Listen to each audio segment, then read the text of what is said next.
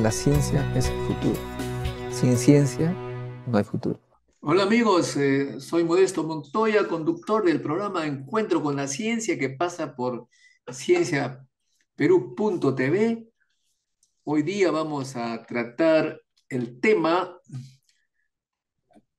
no sé si controversial o no, pero se trata de cómo evaluar la producción científica y tecnológica que se da sobre todo en las instituciones del Estado o aquellas que de una u otra manera reciben subvención del Estado, que obviamente usan recursos de nuestros impuestos. Para ello, nuestra invitada es la doctora Lili Solari, que es investigadora científica del Instituto Nacional de Salud y conocida por nosotros de hace mucho tiempo por su producción y el prestigio que tiene bien ganado en nuestro país.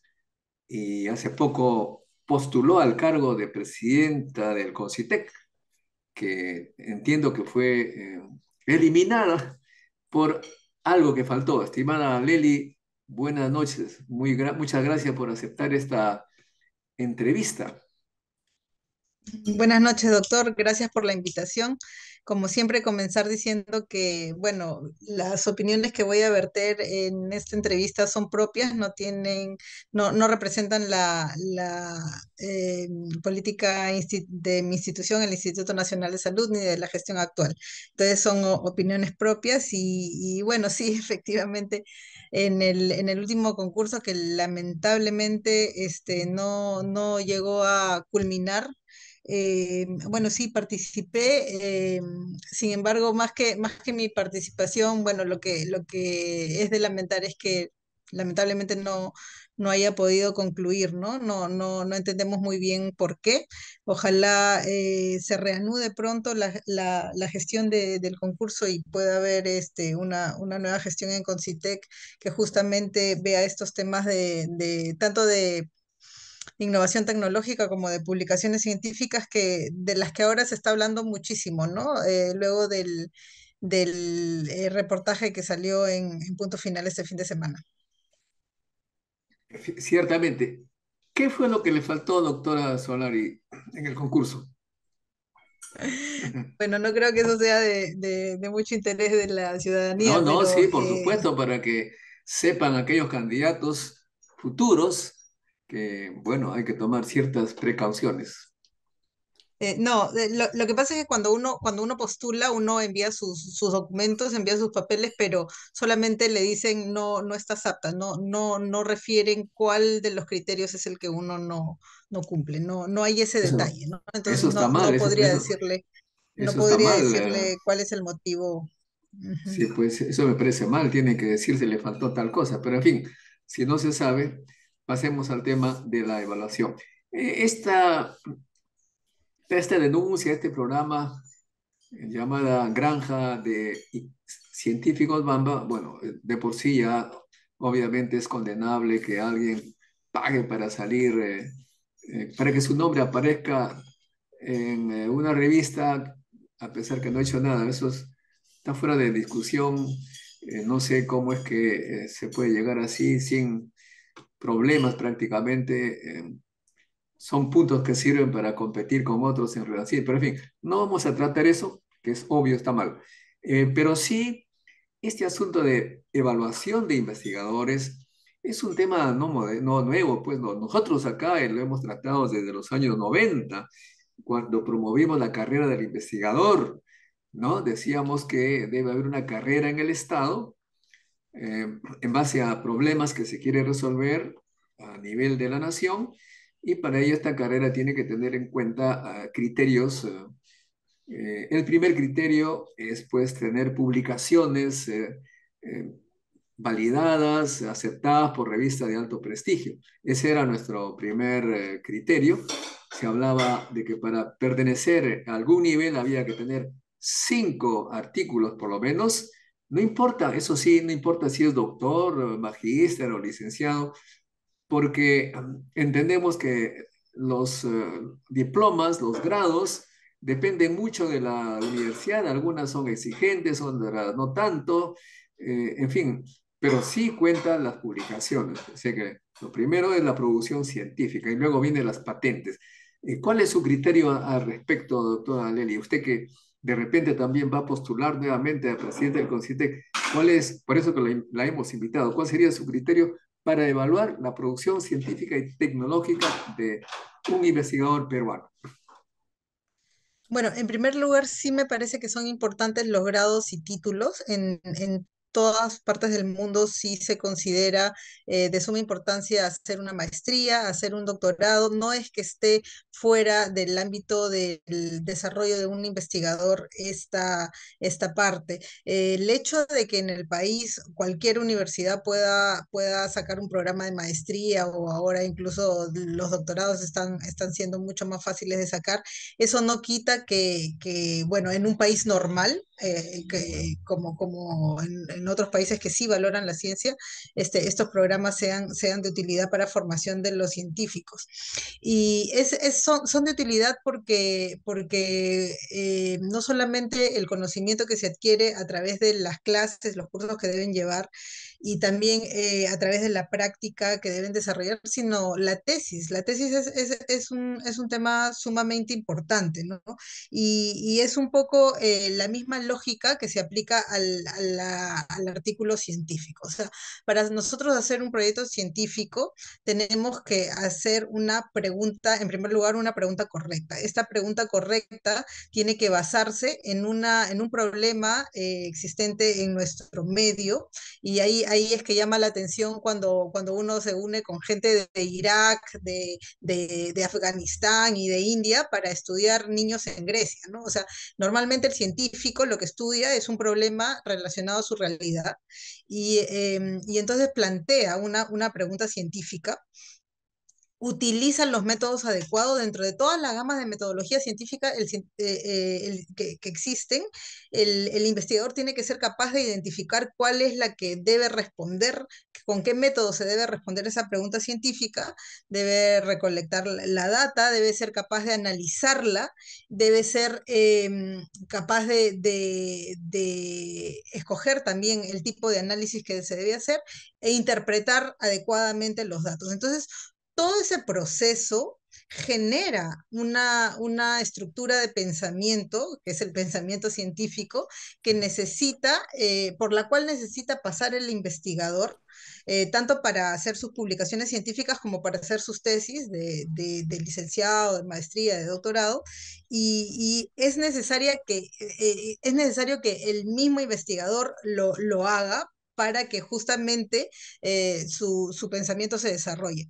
¿Cómo así? Yo, por ejemplo, soy profesora de tesis de estudiantes de medicina y uno ve, obviamente, los va guiando porque eso es muy importante.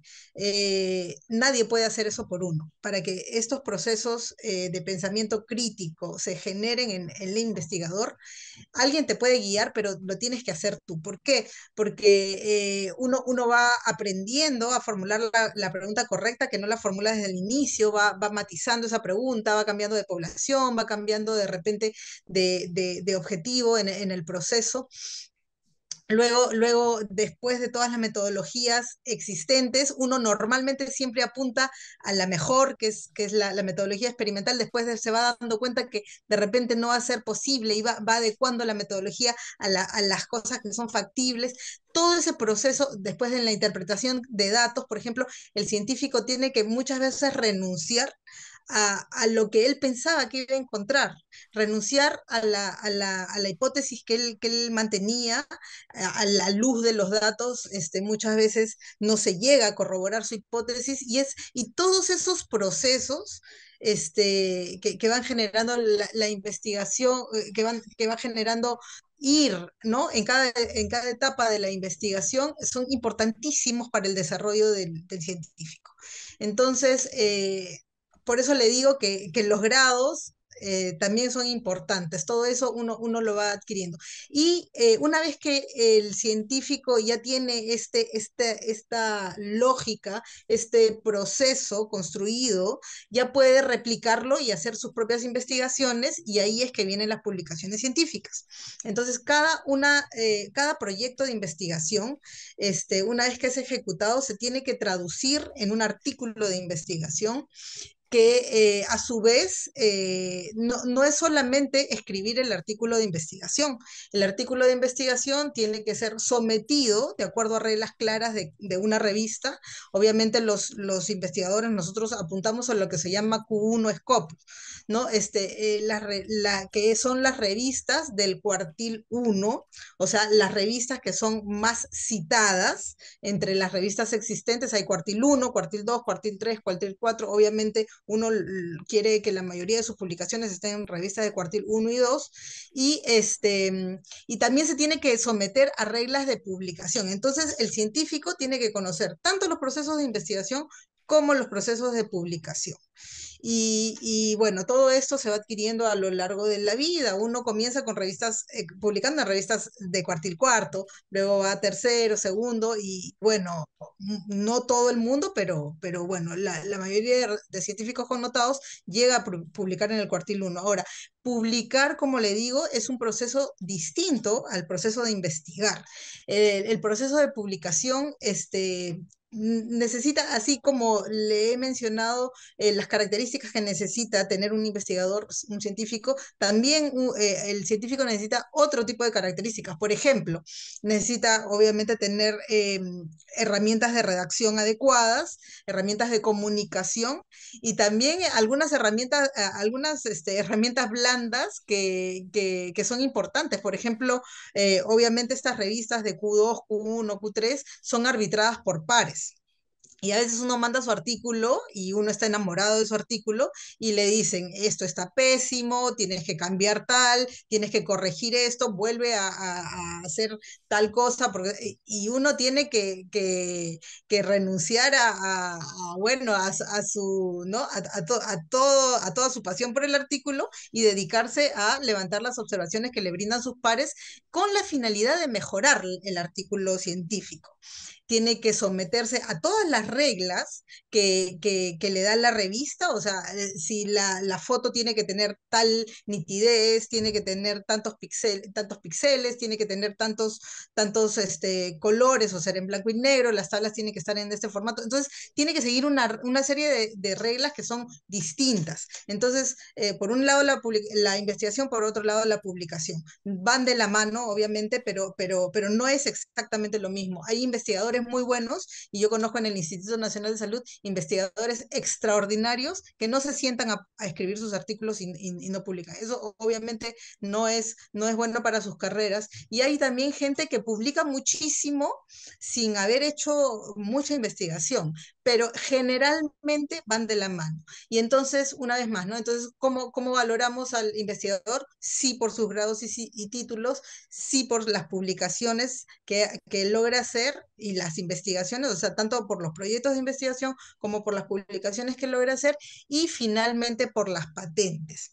Ahora, el tema de la patente es bueno, ya está regulado. Felizmente en el Perú, Indecopi maneja, bueno, por lo menos hasta ahora, no sabemos en el futuro, pero por lo menos hasta ahora, en general, Indecopi maneja muy bien este tema de las patentes. Y bueno, son registros que el Perú obviamente no tiene mucho, porque en la investigación en el Perú no necesariamente es desarrollo tecnológico. Existe el desarrollo tecnológico en el Perú, sí, pero no es nuestro gran fuerte, ¿no? Nuestro gran fuerte son más que nada los estudios descriptivos, los estudios, digamos, que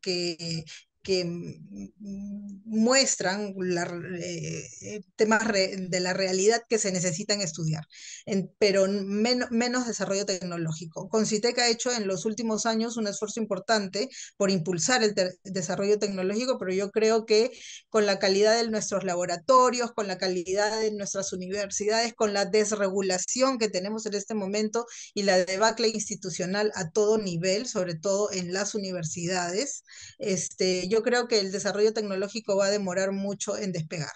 Pero bueno, entonces todas estas son las características que tiene que tener un científico para considerarlo así. En el reglamento de RENACIT hay otros temas también que se consideran, como por ejemplo ser asesor de tesis, lo cual es correcto, porque si uno, o sea, que muestra más fidedigna de que uno domina un tema, como el pensamiento científico, que asesorar a alguien en pensamiento científico, ¿no? Que es cuando uno asesora a alguien en la tesis, ser asesor de tesis es importante. Otros temas también la publicación de libros, entonces no solamente artículos científicos, sino libros también es importante, y la coordinación de grupos de investigación, ¿no? Entonces, esos elementos también los toma en cuenta CONCITEC para considerar a la calificación de los investigadores, pero en general lo más importante, como le decía, fuera de los grados y títulos, es el tema de las publicaciones científicas. Bueno, sí, efectivamente, la investigación publicada es una demostración que se ha hecho algo y mejor si ha sido calificada por revistas de alto impacto, Q1, Q2. Pero me refería a que habiéndose banalizado los grados y títulos en el Perú, hay personas que son, qué sé yo, químicos, licenciados, y hacen un doctorado en educación en alguna universidad que, este, digamos, relativamente fácil.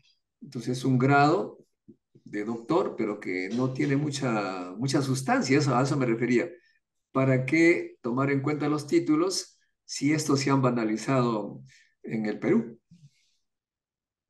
Lo que pasa es que en el Perú, sí, pues lamentablemente. Habría que tener también entonces universidades Q1, Q2, Q3, Q4, para que los grados no tengan pues el mismo peso, ¿no?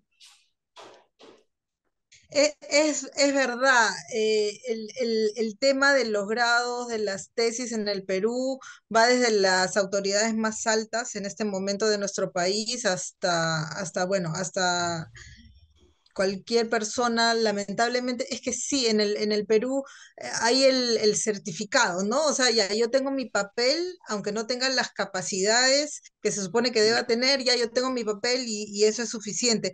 Pero el hecho de que no haya funcionado en el Perú, y no ha funcionado, yo creo, por el tema del retroceso en la reforma educativa. O sea, en los últimos años había un enorme avance, yo creo, en la educación, en el tema de la educación superior, con la SUNEDU, con la ley universitaria, con las acreditaciones. O sea, se estaba avanzando hacia justamente hacer que los títulos y los grados no fueran solamente un papel, sino que realmente Claro, reflejaran por ejemplo, competencias y ahora capacidades.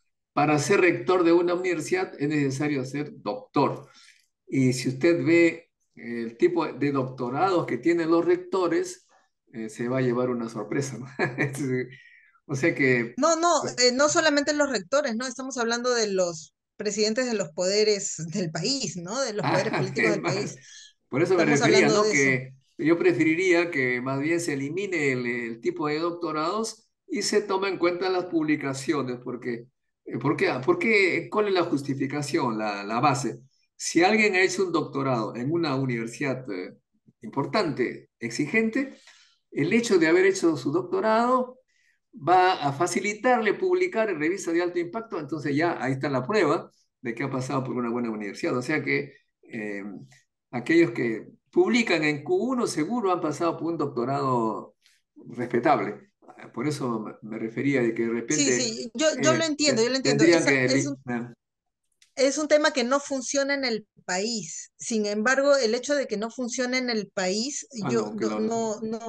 no creo que se deba retirar. Lo que sí se debe hacer es retomar la reforma educativa, retomar la SUNEDU de verdad, no esta SUNEDU. Esta SUNEDU que tenemos ahorita es tan bamba como como los doctorados y maestrías a los que usted alude, lamentablemente. Ahorita Pero eso parece que va a empeorarse. No veo quién lo puede mejorar. porque la democracia funciona de sí, están designando, eligiendo eh, congresistas que van en ese sentido.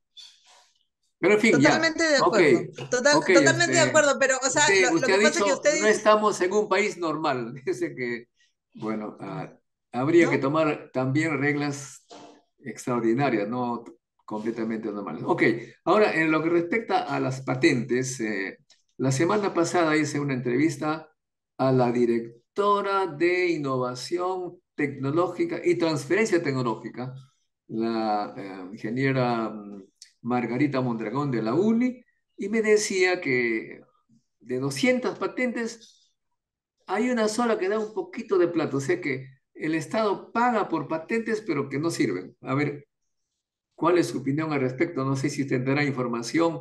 En el INS hay patentes, están dando plata, ¿cómo es la cosa? Lo que pasa es que realmente, como le digo, nuestro país en este momento con la infraestructura educativa, tanto en educación básica como en educación superior que tenemos, y la infraestructura de nuestros laboratorios está poco preparada para la innovación tecnológica, digamos, que marque, como usted dice, realmente una diferencia, ¿no? O sea, que nosotros desarrollemos un dispositivo tecnológico que difiera mucho o que brinde una mejoría adicional a algo que ya exista, es poco probable con el tipo de científico que tenemos, con el tipo de universidades que tenemos, con el tipo de laboratorios que tenemos. Ahora, esto para mí no quiere decir que no se sigan haciendo esta innovación y dando estos patentes que a pesar de que no se puedan traducir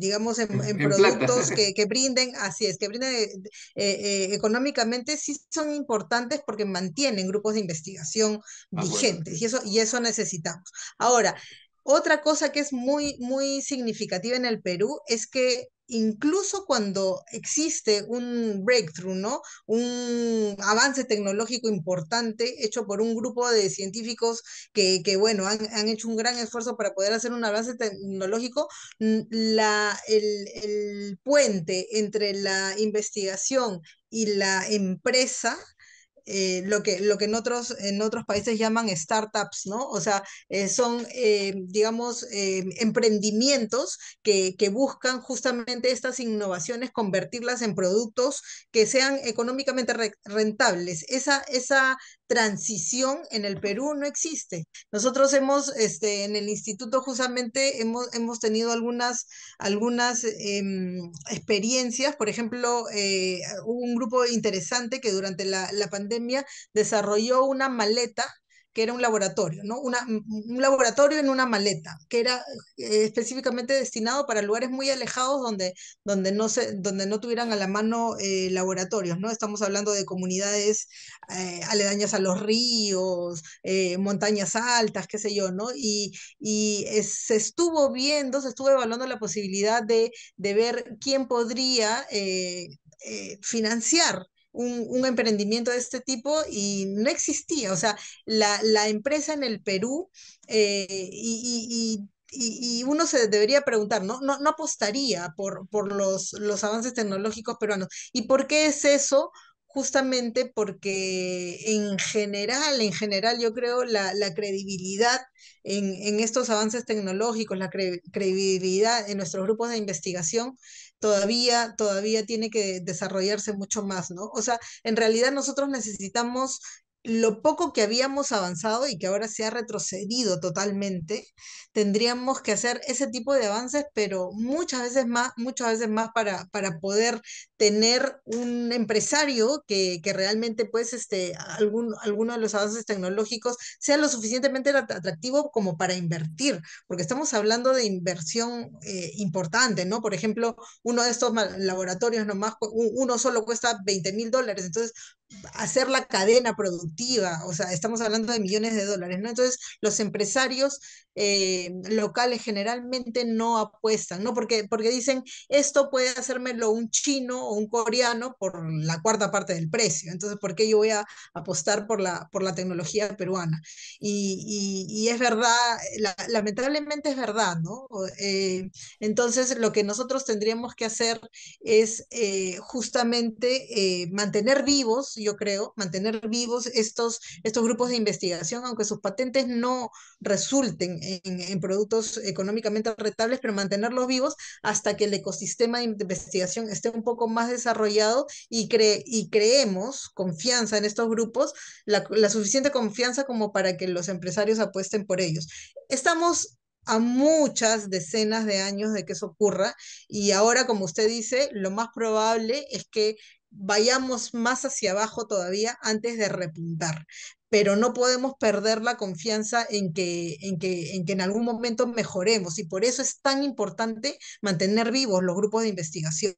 Por eso es tan importante aunque no se vea en producción, que sigan haciendo innovaciones, mantener los laboratorios, que no se mueran en el camino, porque ahorita realmente con lo que está pasando en nuestras universidades, con lo que está pasando en la SUNEDU, con lo que hemos visto que está pasando con nuestras publicaciones científicas, o sea, realmente se refleja una debacle sustantiva, ¿no? Pero lo que tenemos que hacer es por lo menos mantenernos y esperar a que las condiciones estén más favorables para el resurgimiento de la ciencia, que nunca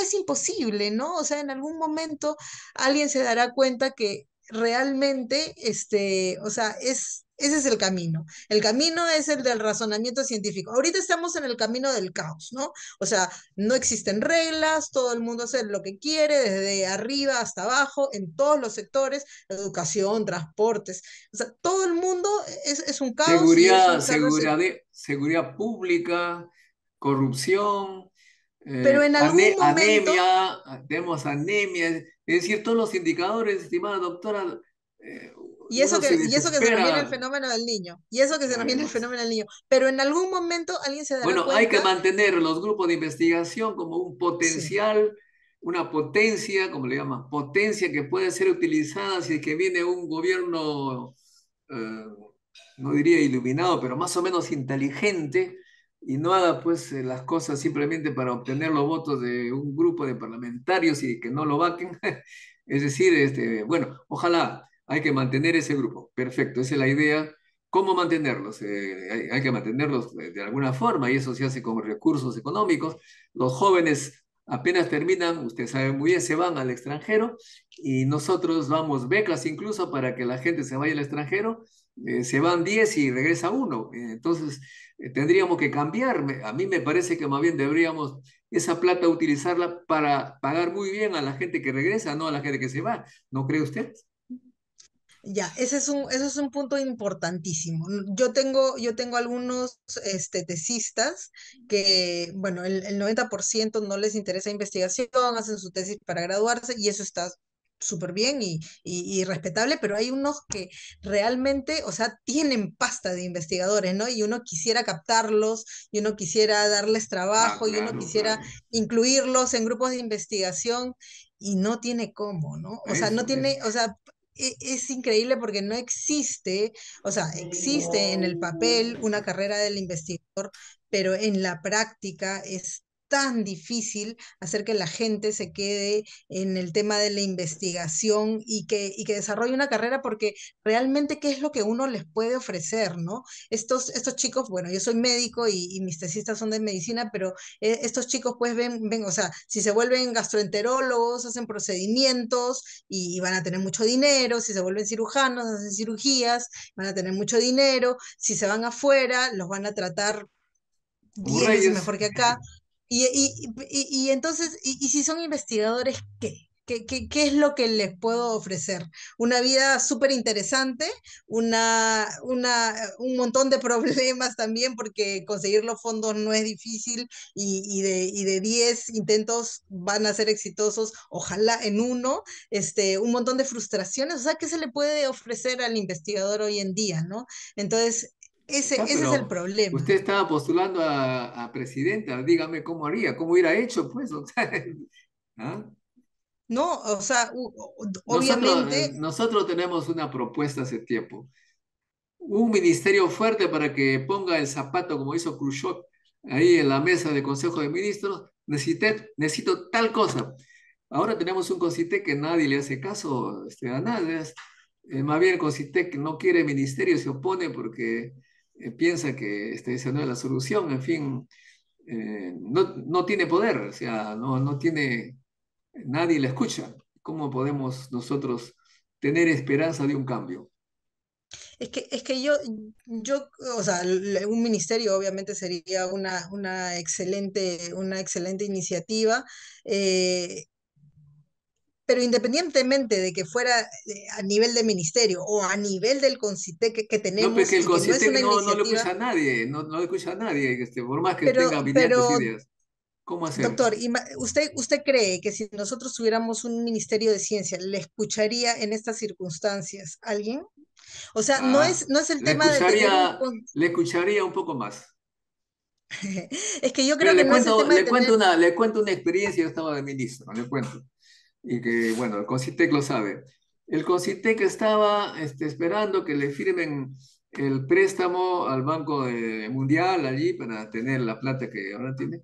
Y nadie le hacía caso. Entonces me llamaron, que yo estaba de ministro, y tuve que ir a hablar con el primer ministro. O sea, estando ahí nomás, sin ser de la cartera correspondiente, el hecho de tener un ministro a nivel con todos los ministros puede hacer unos movimientos en favor de la ciencia sin sin tener la cartera. Teniendo la cartera es todavía mejor. Un ministro del Interior se pelea con todos los ministros para lograr lo mejor para los policías.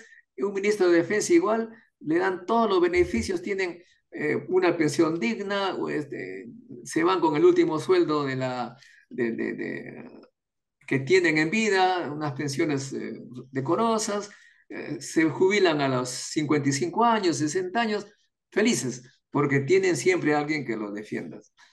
Pero nosotros, los científicos, si nos sacan de la universidad, nos jubilamos, nos pagan 900 soles al mes, y conozco muchos colegas que da pena decirlo, que se están muriendo de hambre y no tienen ni para la medicina.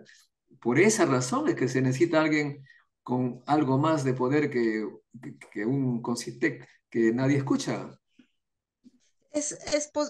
Yo estoy de acuerdo en que un ministerio obviamente estaría mucho mejor posicionado políticamente y mucho más cercano a la toma de decisiones financieras que un CONCITEC. Sin embargo, incluso con el CONCITEC que nosotros tenemos ahorita, que es real, si la voluntad política del gobierno fuera escuchar a la ciencia, a la evidencia, y no a los intereses particulares de los grupos que están generando este caos, porque en realidad, ¿por qué es que hay desgobierno en este momento? Porque alguien está a favor de desregular, por ejemplo, los maestros, ¿no? O sea, la evaluación de los maestros. Entonces, se desregula no solamente la evaluación de los maestros, se desregula mucho más en la educación primaria. ¿Alguien está de acuerdo en desregular las universidades? No solamente se desregula la acreditación, se desregula mucho más. Y entonces las instituciones van cayendo. Entonces, no es solamente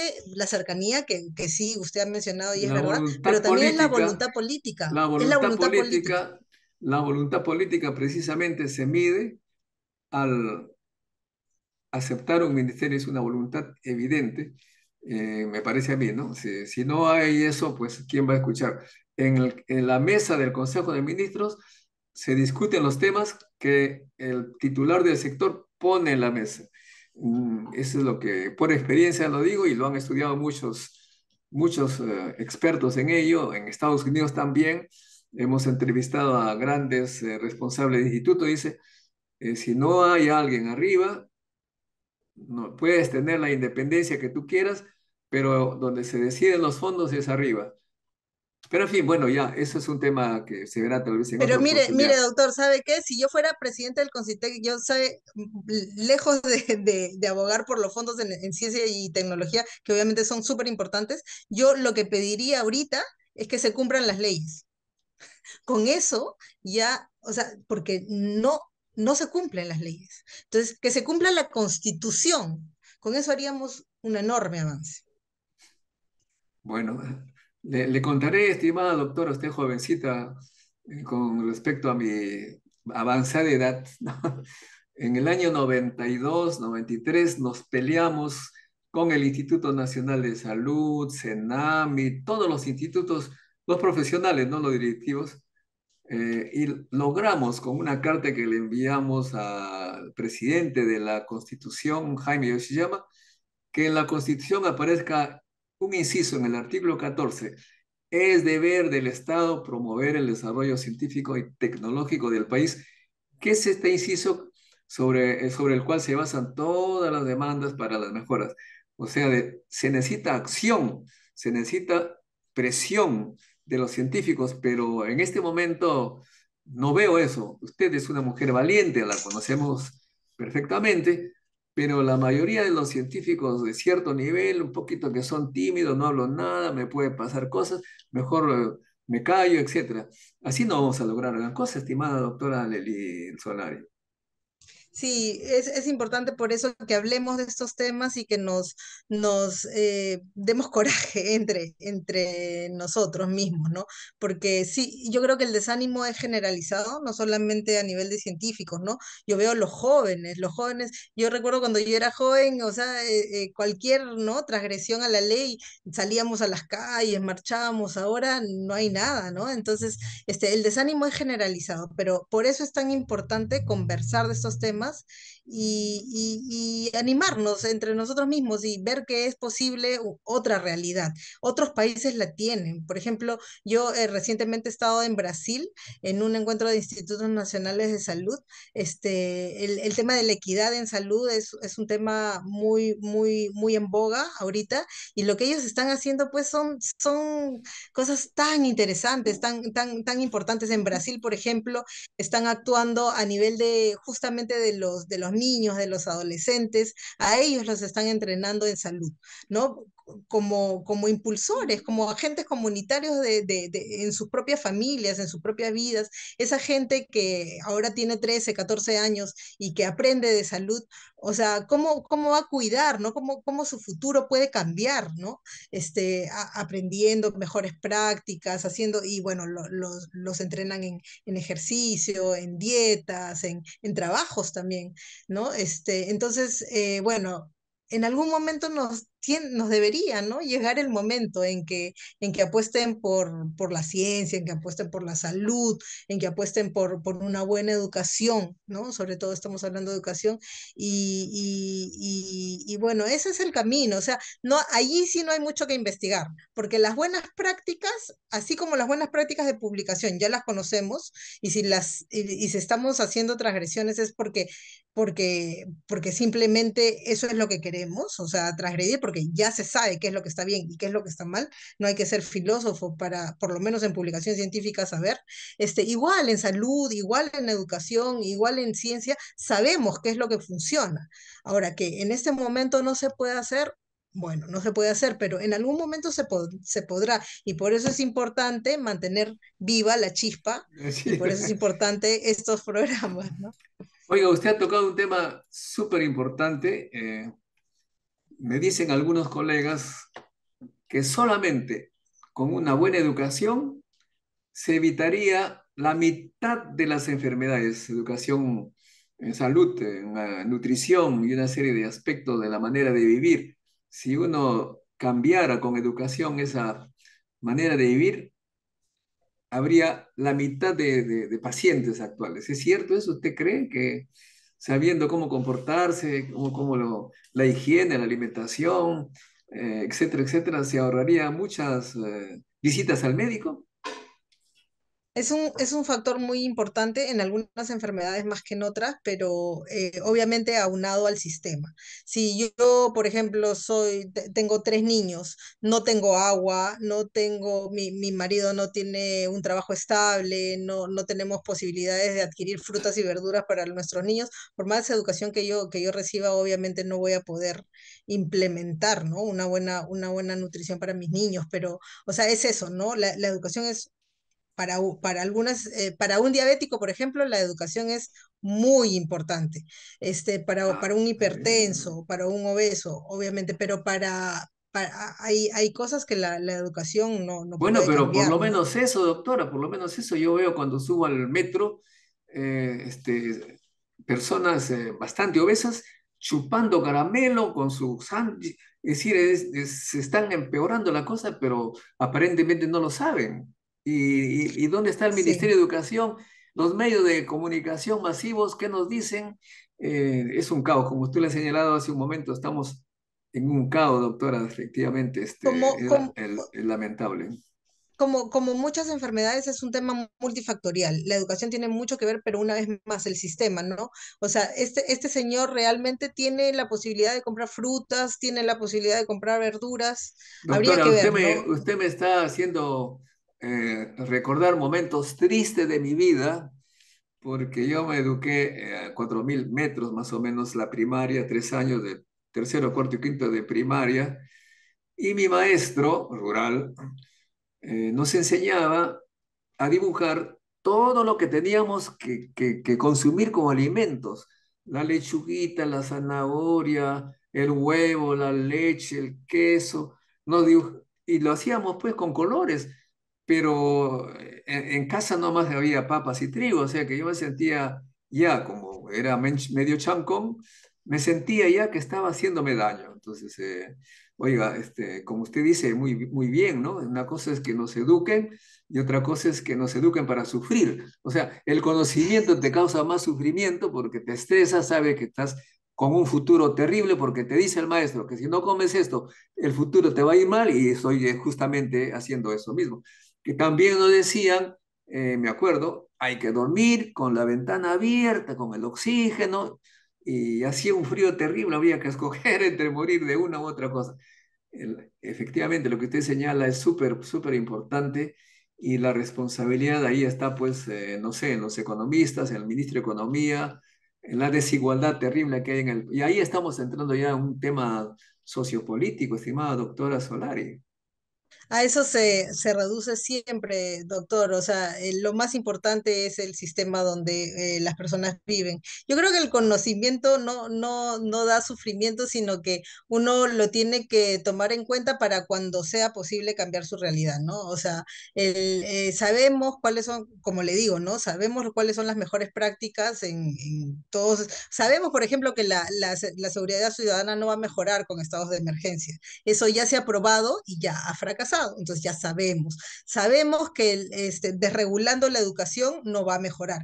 Eso ya sabemos que va al fracaso. Y también sabemos cómo mejorarlo. Entonces lo que tenemos que hacer es guardar ese conocimiento que sí, pues, o sea, obviamente nos hace sufrir porque sabemos que estamos haciendo cosas inadecuadas, pero lo guardamos ese conocimiento para cuando vengan tiempos mejores y haya la oportunidad de mejorar nuestras prácticas.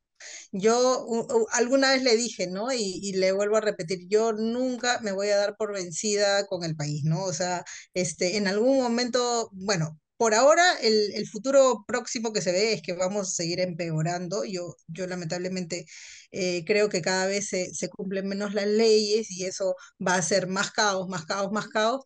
Y bueno, como siempre en el Perú, llegamos a un punto en que ya no se puede más y ahí recién comenzamos a aplicar lo que sí sabemos que sí funciona, ¿no? Entonces, ese momento llegará, ojalá que todavía estemos, doctor, usted y yo, y lo celebremos. Bueno, doctora, usted me ha hablado de puntos muy importantes y yo me atrevo a ponerla delante de su responsabilidad. Creo que usted debe meterse en la política, o ya lo está. No, doctor, por favor, no Ah, me pero condene. entonces, si no se mete en política persona como usted, entonces ya pues, ¿quién va a ser? ¿Quién va a ser? Me acuerdo, eh, Una vez me invitó el señor Francisco Sagasti a una charla en el Congreso vía Zoom y le digo, pero ¿cómo haces tú para estar allí? ¿Cómo soportas escuchar a la gente que escuchas? Y él me dijo, bueno, si no estaba yo, estaban todos ellos. Entonces, efectivamente, si ustedes no se colocan en política, vamos a tener más bien la cosa peor, ¿no cree usted?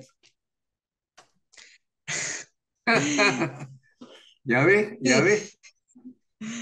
sí, bueno, sí, sería una gran responsabilidad. Vamos a ver, ojalá que no sea necesario. Esa es mi respuesta.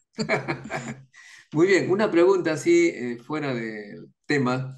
Es realmente muy, muy triste, lamentable lo que está sucediendo en este momento en el Mediano Oriente. ¿Tiene usted alguna opinión al respecto o prefiere no hablar del tema?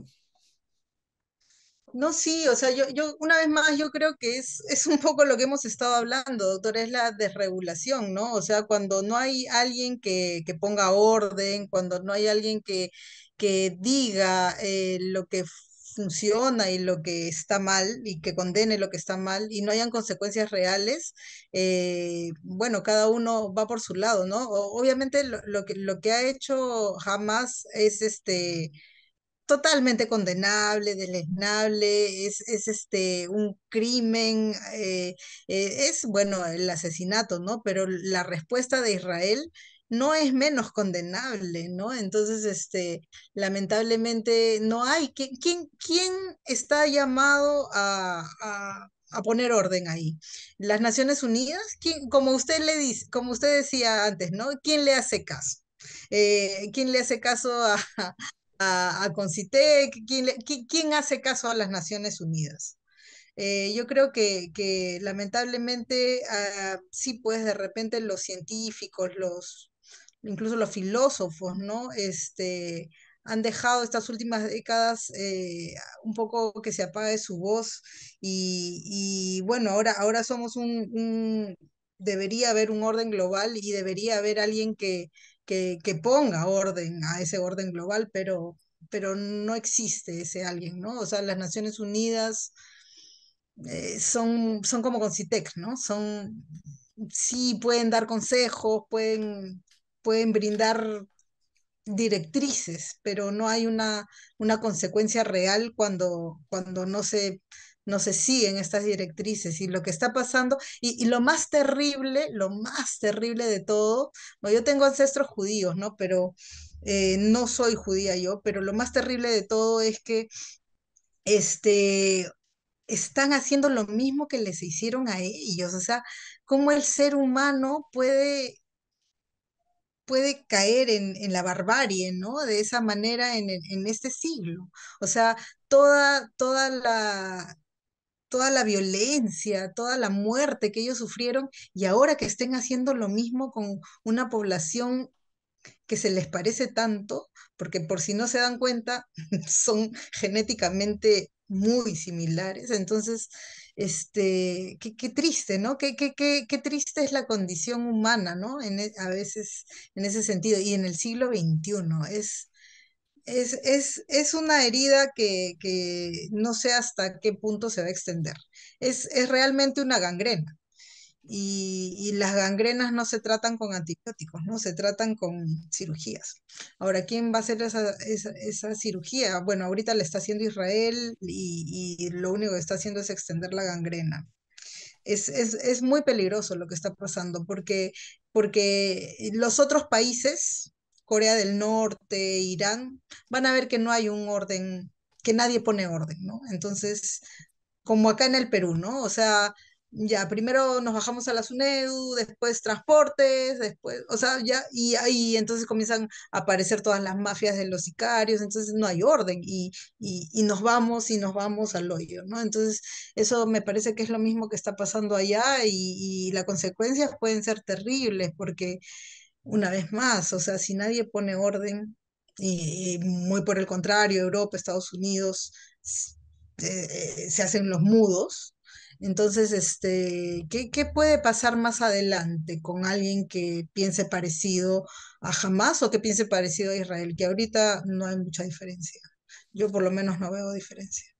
Ricardo Fujita me hizo el análisis del ADN una vez que hice un programa sobre el ADN y me dice pues que tengo genes semitas de vascos españoles que se vinieron hace, en la época en que los judíos fueron expulsados, se fueron, un historiador dice a Portugal, de Portugal a Brasil, de Brasil a Celendín y de ahí los Montoya se dispersaron hacia el norte, etcétera. De modo que tenemos algo de semitas nosotros, pero efectivamente lo que yo he podido observar en la historia de la humanidad en general, no solamente lo que estamos viendo ahora, es que cuando un pueblo de alguna forma obtiene el poder militar, tecnológico, inmediatamente lo usa para dominar, ¿no?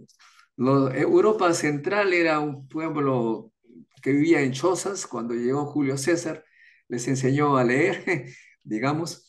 Los mongoles le dieron las armas de fuego y utilizaron eso para dominar y esclavizar a medio mundo. Después Estados Unidos, un país con obreros y campesinos, los científicos europeos le dieron la bomba atómica, lo primero que hicieron es hacerlas explotar en dos ciudades civiles. En fin, podemos hacer una reseña histórica y aparentemente el ser humano apenas tiene un poco de poder, lo usa para sojuzgar al resto. Así acá en el Perú, el ejército y la policía dicen que han abusado ahí en el sur. eh, Hacen lo que quieren.